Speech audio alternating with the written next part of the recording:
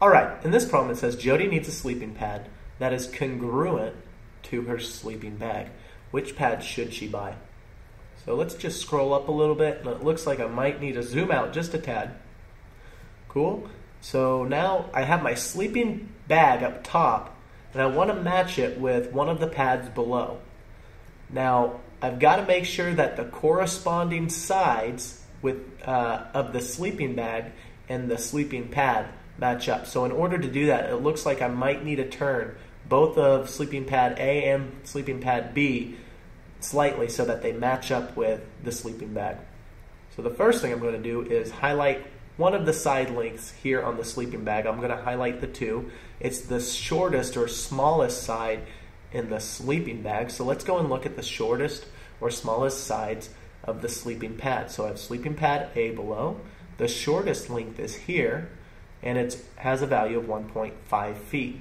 Automatically, I can see that even though the shapes look to be similar, if I were to turn this sleeping pad, the side length is not congruent with the corresponding side length of the sleeping bag.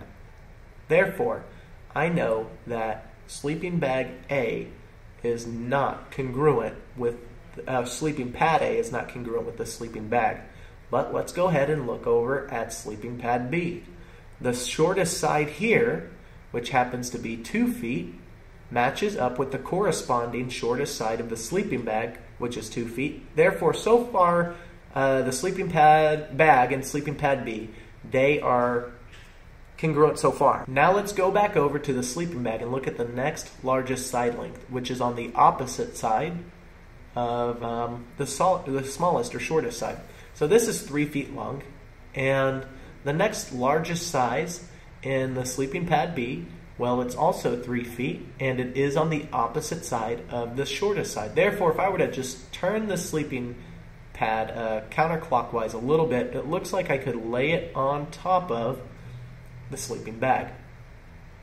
And if I were to do that and lay it on top, both the sleeping bag and sleeping pad B match up in all side lengths. All side lengths are 5.2 feet, and the shortest side is 2 feet, and the next largest size is 3 feet. So the corresponding sides all match up. They're all congruent, which means that sleeping pad B would be the best fit for the sleeping bag. Cool stuff, guys. I'll see you in the next problem.